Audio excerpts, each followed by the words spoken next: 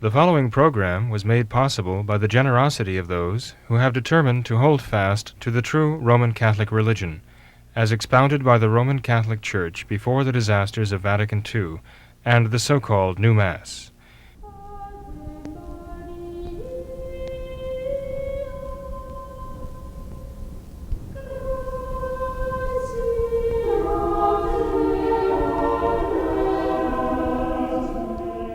Hello and welcome to What Catholics Believe. I'm your host, Thomas Nagley, and with me tonight is Father William Jenkins from the Society of St. Pius V and pastor of Immaculate Conception Church in Norwood, Ohio. Hello, Father. Hello, Tom. Good to see you. You too. Thank you, Father. Tonight, Father, I'd like to focus on the topic of Catholic education. We have received a couple of questions in regards to this topic. I'd like to read one of our emails here from a faithful viewer who writes in and says, I would love to hear your thoughts about the education of our children. Since the Society of St. Pius V does not have nearly enough schools to educate with the Daughters of Mary as teachers, many of us are required to homeschool. There are several Novus Ordo curricula out there, and the SSPX has a curriculum as well. All of these promote papal worship or teach a false or modern doctrine. It appears that many Pius V homeschool families actually do an eclectic mix of materials. My real question is, why have the Daughters of Mary not planted schools where we have churches? Is education, and thus vocations, unimportant to the Society of St. Pius V? How can we encourage vocations by simply seeing the nuns once a year? Why is there not at least a correspondence course for catechism beyond sacramental preparation? If you ask 100 Society of St. Pius V families what is the best way to teach X, you will get 100 different answers. It simply doesn't seem to be unifying. I'm currently a homeschooling mom, just curious as to why there are so few schools, one in New York and one in Minnesota with the nuns. I believe the Ohio school has lay people as educators. Thank you for the very edifying show. We listen as a family to many of the shows. Well, good, and thanks for sending in the email. Yeah. That's a series of questions and series of observations. So, how long do we have, Tom? I'll talk maybe we could take that statement by statement. Sure, we can do it. First of all, I would just say, though, that, of course, vocations are ultimately important, right? Top priority. And the education of the children, a top priority of the Catholic Church, top priority of all of us, really. Certainly the parents. And certainly of the clergy and the religious as well. But in order to get straight on an answer to this question, first of all, it's necessary to make it clear that the Society of St. Pius V is not the Daughters of Mary, is not the Congregation of St. Pius V, okay? Those are three separate entities, okay?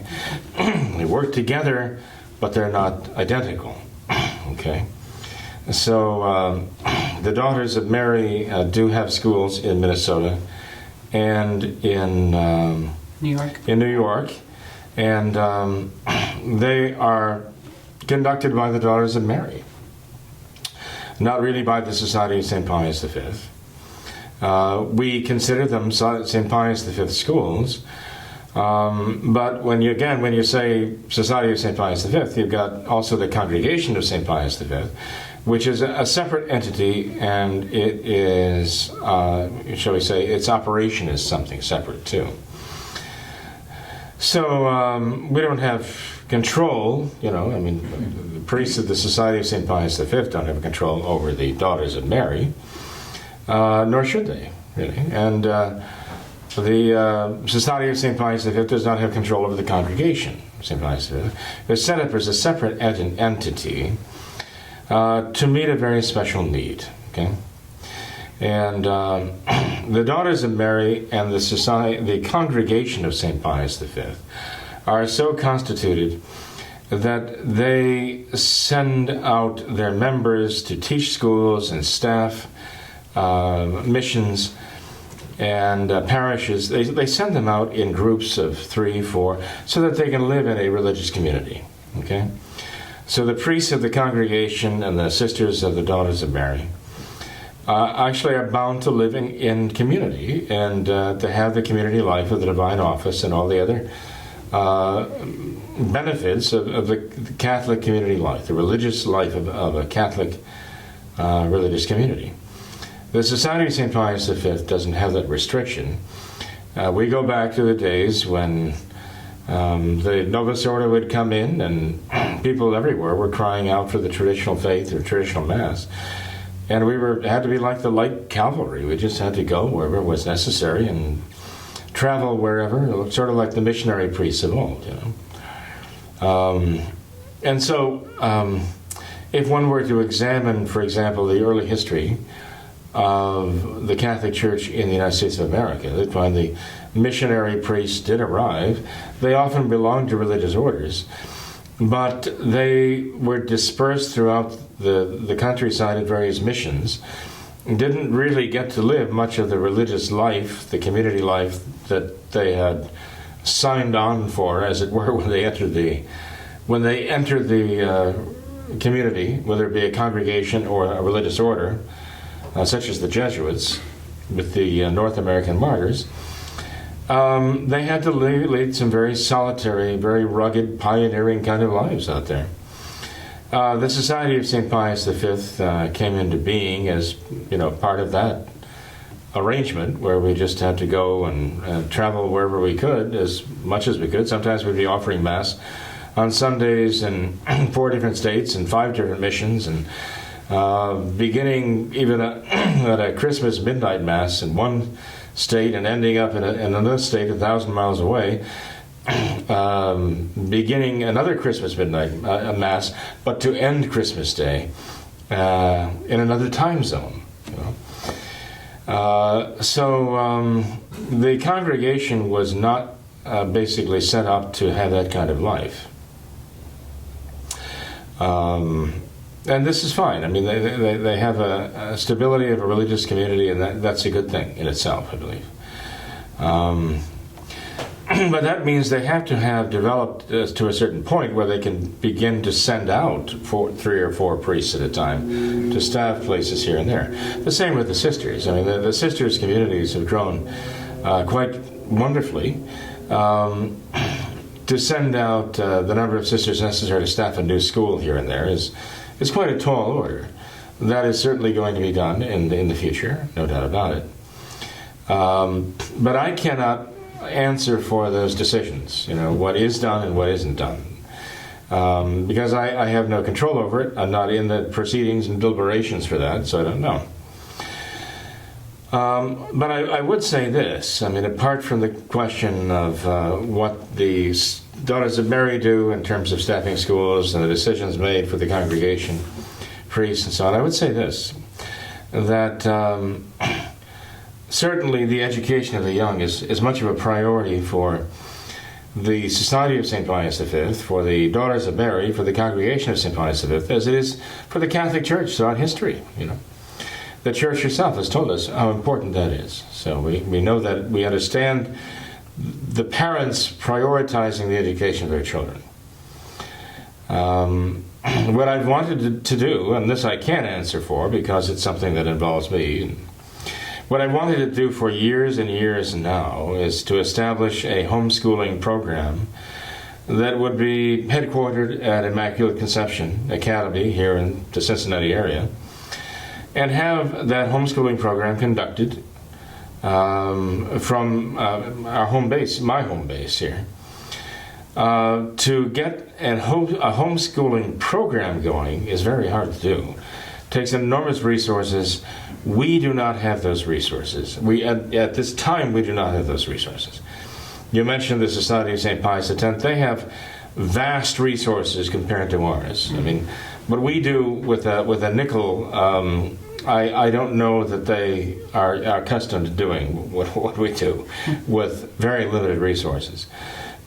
So conducting the school as we do and all the other good works we conduct from the church here and the school pretty much exhausts our resources, and sometimes more than exhausts our resources. But thanks to very generous people over the years, here we are after 30-some years now.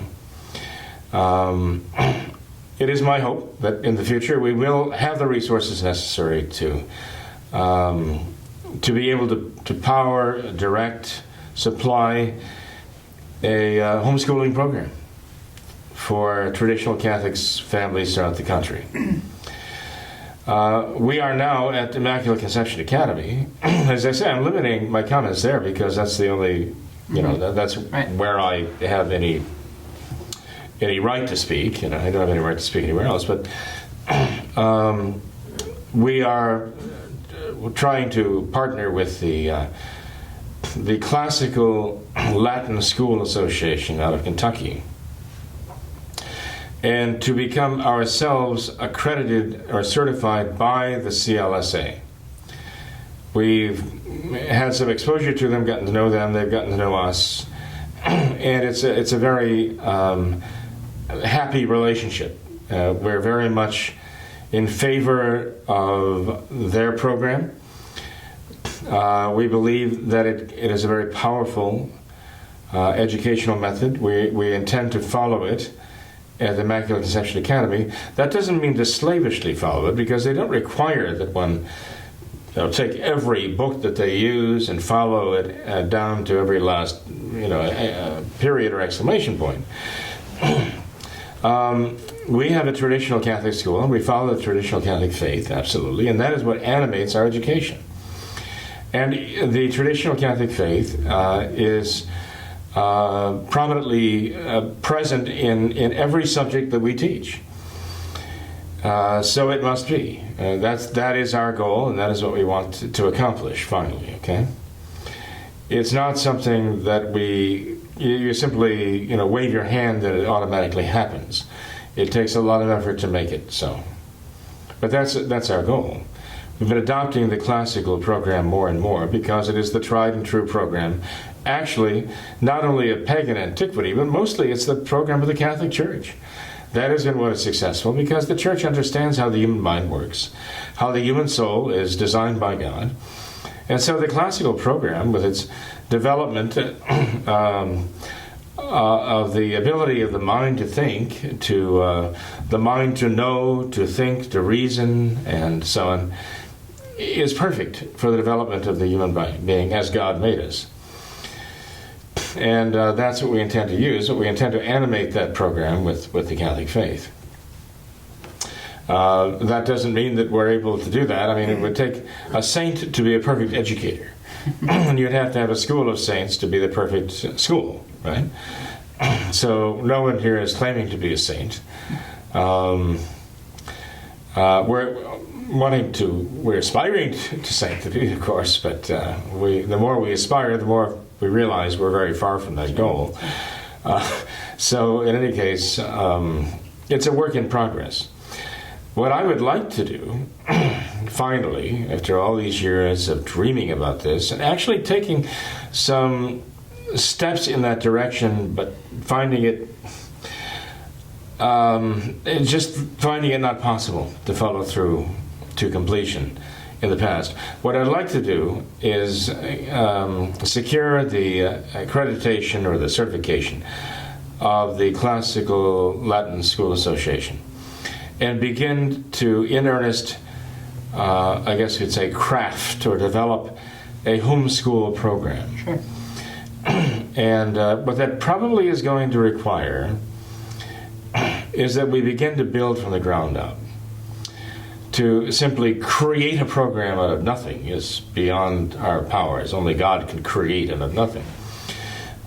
But to begin to develop a program that will progress year by year by year, starting with the early grades, and to go from there, and to build up a sufficient clientele so that it can begin to pay for itself. Well, that might be possible. God knows whether it could work. The program that I envision would be something that I think would be worth everyone's while. Mm-hmm. I want to do something that I could unequivocally recommend to every homeschool family to begin, at least in the early grades, maybe kindergarten, first, second, third grades, and then build from there as the child progresses. But quite frankly, Tom, one of the things that stopped me is not only manpower and woman power, because women power is very important in this endeavor. Is I just haven't seen a full slate of materials that I think would be just right in itself, without requiring revisions of some kind, supplementations of some kind. And I just haven't been able to do that myself. Right. We have a valiant first grade teacher who does a wonderful job. We've had a valiant first grade teacher for many years before her who did a wonderful job. But they're the type of people who give so much, unreservedly, day by day to their children. It's not as though they have a lot of, shall we say, spare time to go beyond what they're giving in the classroom, you know. You'd almost have to find, as educators who you're not employing in the classroom, like a separate faculty almost, to care for this distant school. Right. You know? So anyway, to show that we're serious about it, though, I mean, we did acquire electronics at some point for the sake of enable us to record classes that are being given, cameras in the room that would follow the teacher in the room. And then, of course, you know, we make those available, even make them available online. Then you have problems, you know, you've got legal questions. What if the camera catches a student sitting in the classroom who doesn't necessarily want to be online, or his parents don't want the face of this child online, for what, you know, you can understand why these days. You almost have to have the teacher outside of the actual class, recording a class separately, which is why I say, it's more complicated than you might think. Sure. Yes, we could get together materials, put them in a box, and mail them to you and say, good luck, let us know how it turns out. But that's not what we're looking for right now. That's not what you're looking for. Yeah. So when we do finally, and I say do, I say when, not whether, not if, but when we do finally get this together, I want it to be something that is well thought out, well prepared, and that is really going to work. And not something that's just experimental and we have to work the bugs out. We're not going to experiment on your children with a program that is not really well thought out. Mm-hmm. Now, the daughters of Mary, you might think, would be very well positioned to do that. And maybe they are, but I'm not the one to say that. You know, I think they do a fantastic job of having a homeschool program that they could conduct from one of the houses or even the mother house. But that's not my job to do. It's not my right to say that this is what they should do. I don't know. I just think they're very capable of doing an excellent job of this. But again, whether they are in a position to do it or not is not my call. So I would suggest to this dear lady that she might contact the Daughters of Mary and propose it to them. But if you propose it to them, my dear friend, I would suggest that you not say to her, don't you value vocations? Don't you care for souls or whatever?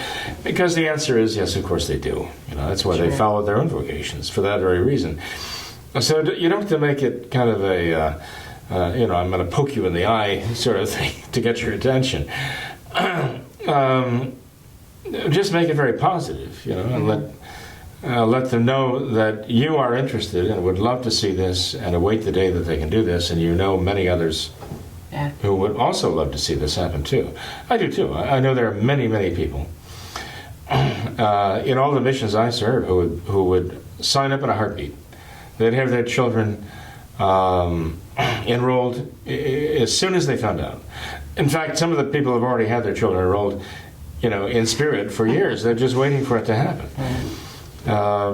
So I'd say, you know, tone down the frustration in this and just try to be positive going forward and encouraging in this, and ask if you can help in any way. But Father, what does one do now while this vast work is in progress? If there is no traditional school to send their kids to, if homeschooling is the only option, what curriculum can they use? Well, there have been people who have contacted Immaculate Conception over the years. They've said, can you send us the materials that you're using in your first grade class, second grade class, third grade class? But maybe some study guides and some help from the teachers. And can we call the teachers occasionally and ask for some help in this regard? Mm-hmm. And the teachers have been more than willing to help out any way they can. And yes, we have actually bundled up materials and sent them off. if we got 100 requests for those tomorrow, we couldn't possibly do this. An isolated request every now and then, that we could handle. But we can be overwhelmed because we don't have an unlimited supply of books and workbooks and all the rest. I mean, this is what we're looking at. We're looking at a program that might require, hopefully, 100, 500, first graders, second, third graders around the country, all needing educational materials, right? And all needing guidance, getting tests sent and getting tests returned and corrected and organize all of that. I would suggest that parents do what many parents are already doing. They're trying to find a homeschool program that gives all the good without the bad. Okay, which means that they have to really investigate. Now, I mean, I can't sit here and tell you this is the best homeschool program in the country. Go for this. I don't know. I know that we have traditional Catholic families around the country who are homeschooling their kids. Most of them have developed their curricula over time. And they've kind of improvised, but very so successfully, in fact, that they found what I consider to be quite good programs. Okay. But they are all very much individualized. I mean, after all, this dear lady says that if you ask 100 traditional parents how this or that should be taught best, you'll get 100 different answers. That's not true. You'll get 110 different answers. At least, okay?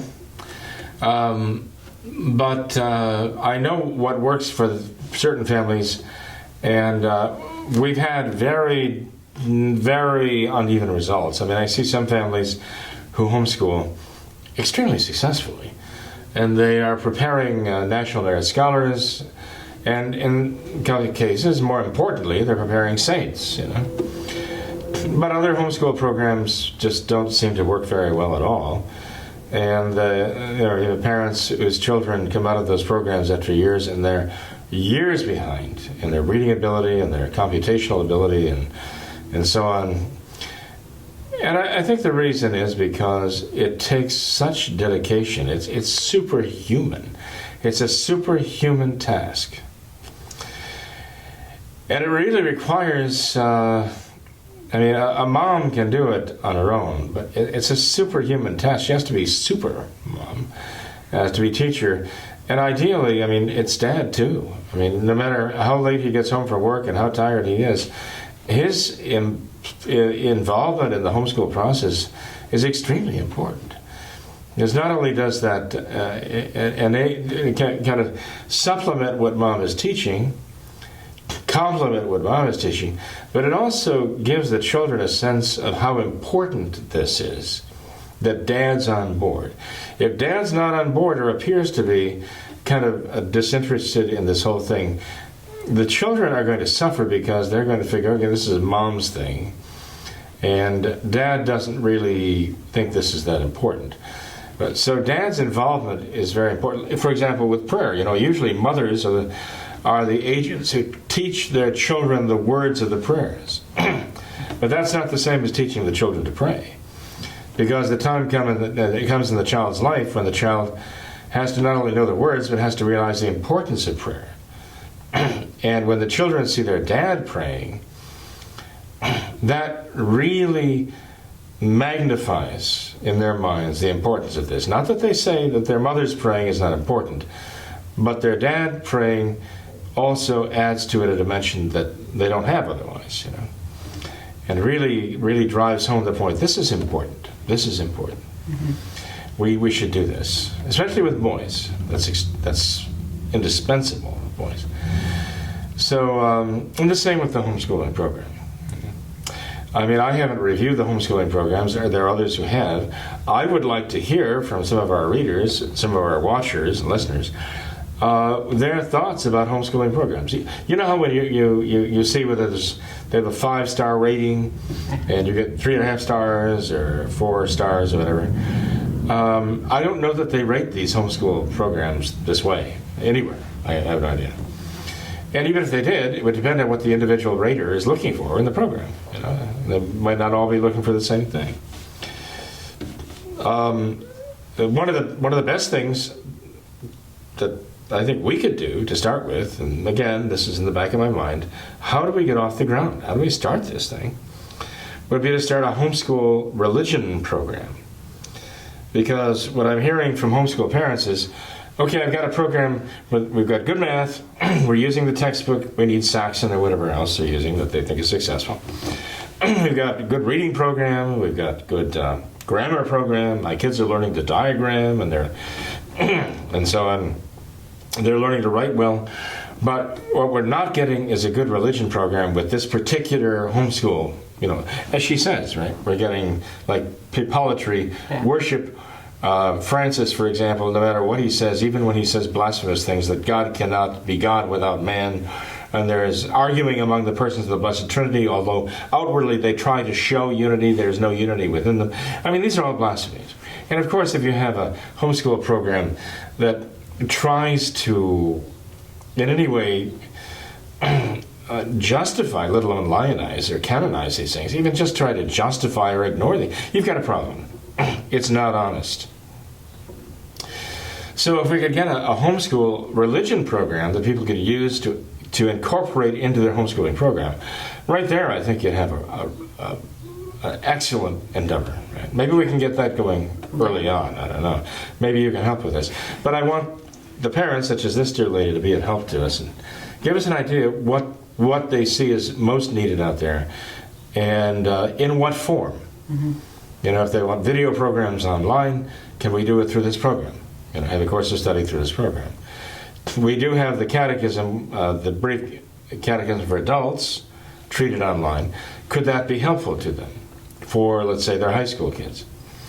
If it could be, and they would have their high school children watching those programs as part of their religious program education, then tell us what of the programs needs to be supplemented, what needs to be changed, whether they hit the mark, whether they're good educational tools for a high school student or not. And give us some guidance in this, because we just don't know this all a priori. Mm-hmm. We need to get some constructive feedback from them. So I'd say the voices of people like such as this lady are very important. Father, I would like to ask, does the church have a preference between homeschooling and attendance at a traditional, some sort of traditional academy or something? I've heard it said before in the past that the church traditionally supported homeschooling, was in favor of homeschooling because of the structure of society. Parents typically didn't go out to their jobs, didn't go out to work, didn't leave the house as much as they do now, such as in America, where we have at least the one parent, sometimes two, both the parents will actually go out and leave the house and work, and so they're not home as much. So only since society kind of took this path, only then has attendance at traditional academies and schools become more prevalent. How would you respond to that? Well, the Catholic Church was the educator of Western civilization, right?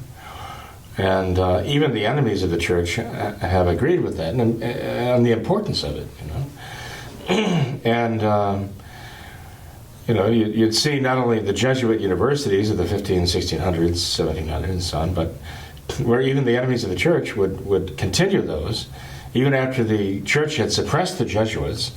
Catherine the Great of Russia and Frederick the Great of Prussia kept the Jesuit schools operating in their non-Catholic countries because they saw the importance of them for the education of their subjects.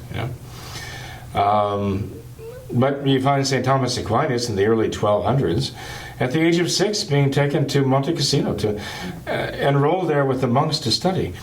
I mean, what you just said on the face of it is not exactly accurate because, and I know you're just repeating what others say, because, in former times, the universality of mankind, children were not educated. They didn't go to school. It's true because they might not have schools to go to, because their job was simply to learn how to churn butter, how to spin cloth, how to, thread, how to take care of the livestock, that kind of, this is what they learned to do. To grow into the trades of being a blacksmith or a cobbler or whatever they had to do. This is how they made their living. They didn't have a lot of book learning. Many of them grew up, they didn't know how to read. But actually, as it turns out, they made a good living. They got married. They have families of their own. They listened to the sermons. They went to the church. They saw the Bible depicted graphically in the beautiful paintings and the stained glass windows all around them. They didn't even need to read the words because they had the picture Bible in the interior of the church all around them, even on the ceilings, right?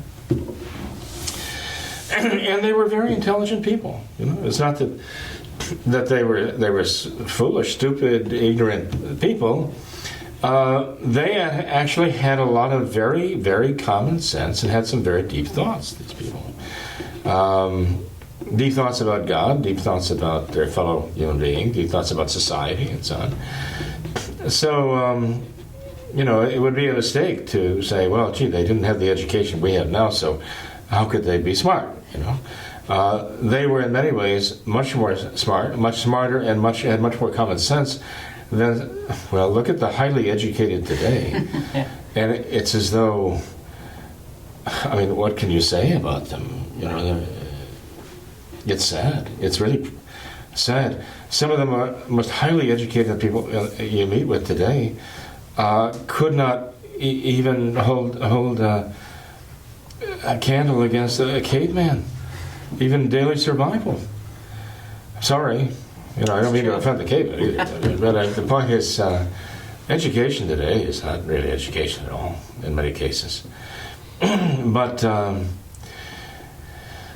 the church's understanding of education for many, many centuries basically came down to the children who showed great promise and who were being educated to be leaders in society, who were going to go into military careers, and often the firstborn son would go into a military career, the secondborn son might go into an ecclesiastical career. But when they came from noble families, they were being educated to be the leaders of the society. As St. Thomas Aquinas was from a noble family, and he was sent to Monte Cassino for the sake of assuming his role in society as a member of the noble family, have the powers of leadership and governance and so on. And these are the people who were worthy of, they deemed who needed the education beyond merely learning the trade to support the family. And they went off to study with the monks. They went off to study with the nuns. And they became scholars. Our very term cleric, clergyman, right? We call a clergyman a cleric or a clerk in England. Well, a cleric gives us the same, it comes to the same root as a clerk. And a clerk was somebody who could keep written records, who knew how to write, knew how to tabulate and computate. It was an educated person, and who kept the records of society and knew the statistics governing the society, and they were in the employ of kings and princes and the church itself. The priests needed to have the skills of a clerk because they needed to note the baptisms, the names of those who are baptized and married, and keep registers and things like that. Most people didn't need that.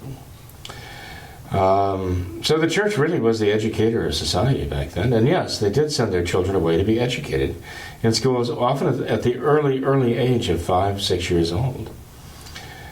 You go back to the time of Our Lady, and when she was born, as a young girl, she was entrusted to the temple to be educated. And raised in piety, and used her talents to learn the skills necessary to serve the temple and his worship, That was common. That was the common way of educating the children back then. So how does the church feel about homeschooling then? Is homeschooling acceptable? Well, the church finds homeschooling acceptable because whereas in the past you might not have a mother or father who could necessarily even read or write, and they were not necessarily in a position to teach their children more abstract sciences, and they weren't in a position to teach their children the quadrivium or the triduum, the trivium, of the various subjects and sciences known at the time. They had the experts who were skilled in teaching grammar, in teaching logic, in teaching rhetoric. Okay, this was their strong suit. This was their background. This was their to the extent that they had degrees, these are the degrees they had. They were expert in teaching these things. And these are the steps that you take in raising the child from the earliest years. And so the parents couldn't necessarily do that. Now you have parents who are well educated and who are some of them very, very skilled at teaching these things. Whereas now the schools are often failing, or even worse, not only failing to teach the children, but they are teaching them very bad things. So the church now, you can be sure, would say, and I say this with certitude because of the encyclicals of Pope Pius XII, Pius XI, Pius X, and going back throughout the centuries, about the rights of the parents to educate the children, not the state. And we talk about so-called public schools here in America. We're talking about government schools. When you talk about private schools in England, you're basically talking about, as I understand, the public schools here. You know, I think public schools, it's somehow reversed. The terminology is reversed there, and I used to know this better, but my brain is atrophying. But anyway, the question is, what do you do when the schools are failing, but the parents now have the necessary knowledge to instruct their children, to educate them, not only in the things of the world, but in the things of God? Well, the church would say, parents, yours is the primary responsibility for teaching your children. So you have an obligation not to send your children to those schools where they can be corrupted. But you have the obligation to see to their education yourself. And if you don't have a traditional Catholic school to which you can send your children, you have that responsibility to educate them yourselves at home. Okay. So what if both options are available? What are the criteria for determining whether one should homeschool or send their children to a traditional Catholic school? Well, the church's first choice would be send them to a traditional Catholic school. Why? Well, because of their proximity usually to our Lord and the Blessed Sacrament, for one thing. And they have access to the Mass, access to the sacraments quite regularly. It's a very rare homeschool family that avails itself of daily Mass during the week, of confessions just at the request of the child, and then scheduled confession weekly or monthly, as it may be, and daily visits to our Lord and the Blessed Sacrament. All of these things. Religious instruction in the school from a priest or religious, right? And even then, when it's a layperson, somebody where a program is actually set up by a priest or religious. So the program they're following is, even if you have a layperson who's teaching, as in the case of the first earliest. I mean, at home they would have a layperson teaching them anyway. But when you have somebody who is instructed to teach them as catechists, and they're given the program that was designed, let's say, by the priest, they have a benefit from that they wouldn't necessarily have at home. They might get the catechism at home, and I would hope they would, but I don't know that they get an awful lot more than that. So there's not only that, but I mean, they have traditional Catholic friends there.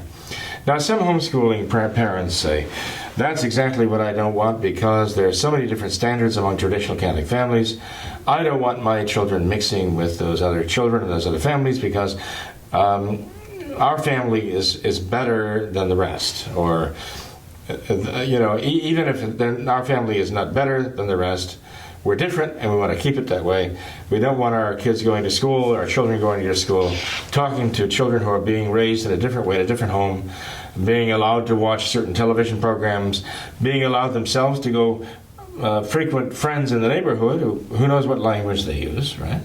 And having, phones that we would not allow our children to have, that access to things that we would never want our children to access. I mean, I understand that. I understand that point of view. It has a certain compelling force to it. I agree with that. But I would say that there's also a fallacy at the root of that, and something very, I think, dangerous too. And that is, well, yes, we do want to shelter our children to a certain extent. You have to realize we can't shelter them from everything. And what we need to do is essentially what St. John Bosco did. is you shelter them to the point that their consciences are not yet able to handle challenges, something that they're not prepared for. But while you're doing that, you have to be preparing them to deal with those challenges. If you shelter them so much that they leave your home and they're not prepared to deal with those challenges, they're going to be swept away by the world in no time. The question is, how do you prepare them to deal with those challenges? Well, often dealing with other people is an important part of that. Dealing with other people, other people's children. Learning how to take a stand, have the strength of character to say, this is right, this is wrong. I'm making the right choice here. I mean, we all have to learn that sometime. Every child has to learn that. And frankly, it's a matter of being tried in the crucible. And for many people, learning the hard way, you know. So I think some of the traditional Catholic homeschool parents have the idea, if I can just keep my children out of the water for so long, then when the time comes, I can just throw them in the deep end and they're automatically going to swim. And it doesn't work that way. They have to be able to negotiate these difficulties, recognize the dangers, make the right choices, take a stand, learn how to take a stand. If they don't do that, they're going to be in serious trouble. And what better way to do this than when you have the church and the school and the faculty all united in working together toward that end. Mm-hmm. And in the homeschooling process, automatically that connection is weakened in a sense that it's not absent, but it's not there the way the church actually envisions it. Mm-hmm. And Father, I would say that frequent access to the sacraments would also be a huge help in that direction as far as preparing your conscience for that. There's one final objection that I would like for you to address here, and that's this idea of traditional Catholic schools having an unhealthy amount of structure. So, for example, let's say a child has math class from 10:05 to 10:50. What if during that time frame the child doesn't want to learn math? They're not interested in learning math at that time, but maybe at another time they would be a lot better suited to learn math. Or what if they want to learn math in shorter increments? Or what if we allow the children to have more freedom and more flexibility to explore the things that they wanted to learn and not have this rigid structure where they had these set times where they had to learn these set subjects? What if we allow the children more freedom, more flexibility to explore things? Well, there are programs that do allow that, freedom to experiment, to kind of follow their own interests. I mean, the Montessori system kind of tends in that direction. There are other programs, but most of them are they're successful in the young childhood age. Because, let's face it, I mean, despite the fact that you find, there is value in that. There really is value in that. I understand that. But again, we all have to learn that life isn't like that all the time. That there are times when you just have to get the job done whether you feel like it or not. You have to grow up.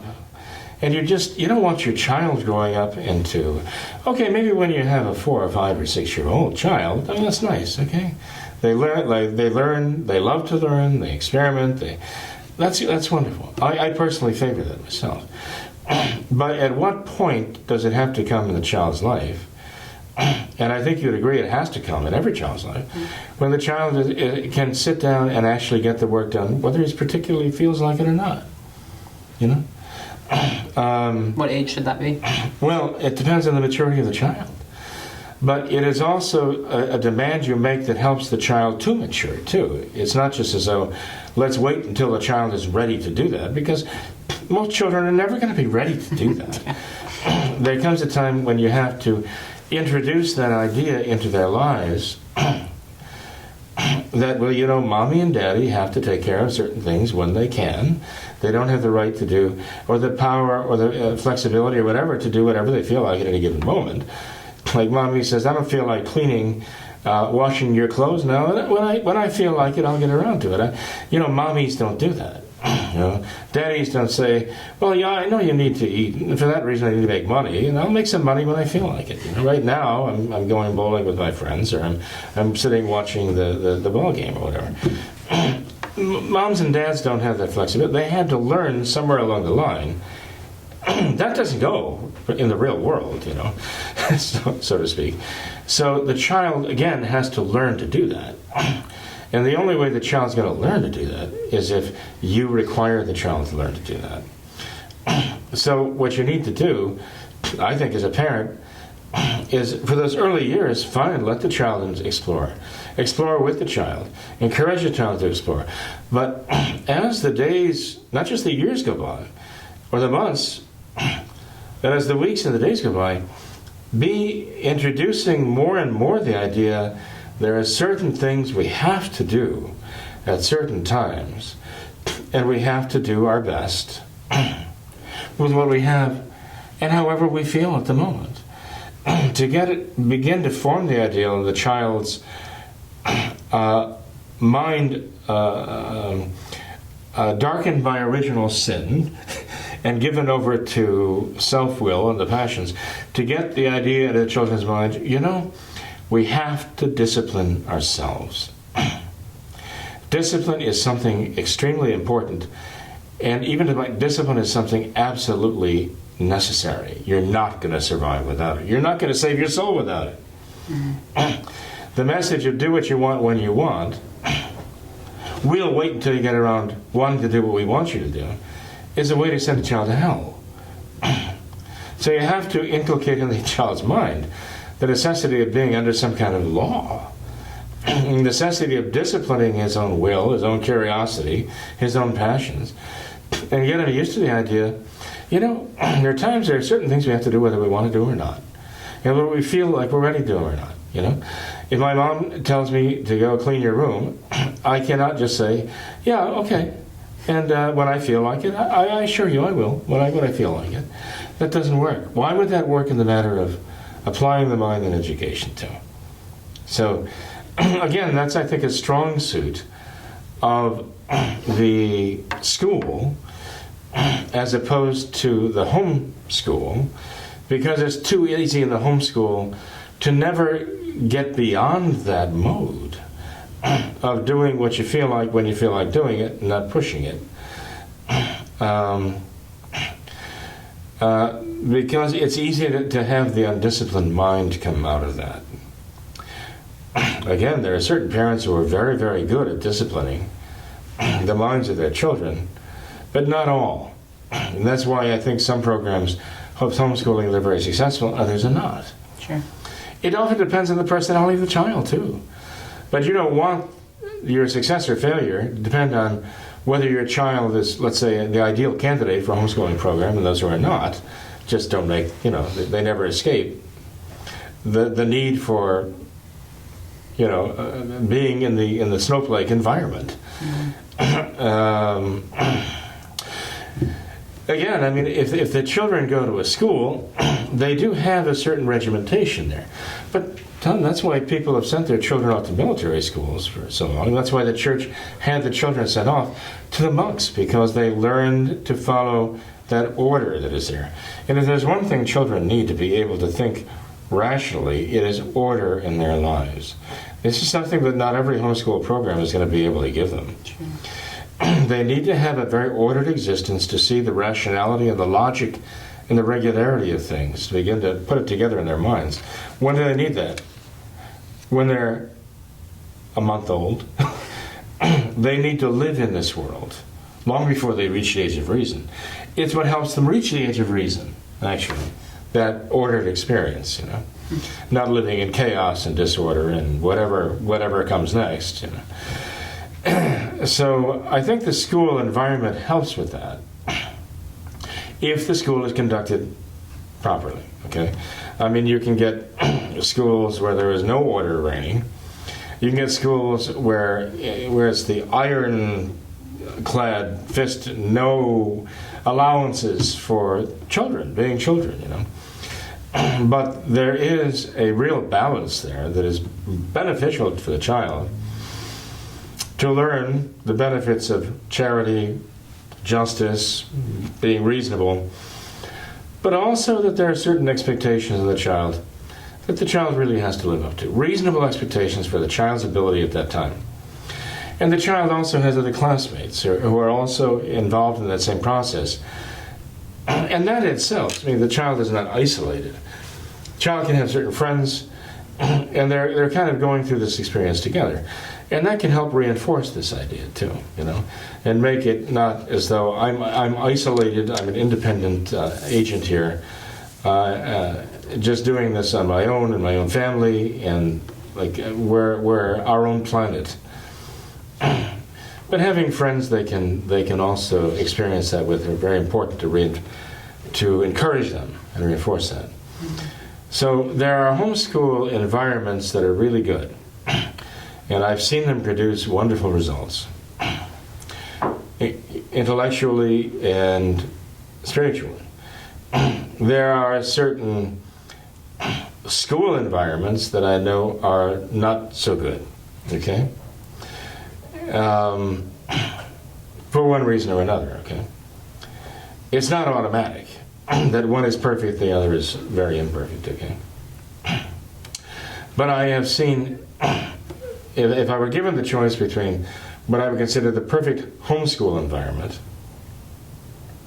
and the perfect school, like church school environment, okay, let's put it that way, I would say the homeschool environment is a wonderful and powerful tool, but even that will come to the point at some time in the child's training when the church school environment is where they need to be.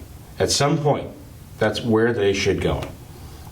Now, whether that's at like 3rd grade, 5th grade, 7th grade, 11th grade, it depends on the child and what good they're getting at home. And that depends very much on the temperament of the child. So there might be a child who comes through successfully a homeschool program and gets to be in 7th grade, and the parents say, okay, you're at the point now where you need to move on to the church school, because there are certain things that they can teach you there that I cannot teach you here, and certain things you need there. But that child's younger sibling might get to the 5th grade or whatever, and the parents might say, no, or 7th grade, they would say, no, you're staying here, okay? We're going to play this out and see with your temperament, and so on. Whether maybe by the 9th grade, that would be a good transition for you. Mm-hmm. Again, the parents are the ones who have the responsibility for knowing their children. And, reasonably, and not only reasonably, by the grace of God, knowing what is the best move for them at a given time. But again, I would say that at some point in the child's learning, they have to move out of the home and into the church school to really maximize the benefit of even what they got in the homeschool. Mm-hmm. Well, this has been great, Father. I think it's been really fascinating, and as you know, I have two toddlers at home and another one on the way. So before I know it all, they are very, very bright, mm-hmm. and absolutely darling children. Yeah. You probably would agree with me in that. Yeah, just like reluctantly. Just like their mom. To admit that. Just like their mom. Yeah, take that to the mom.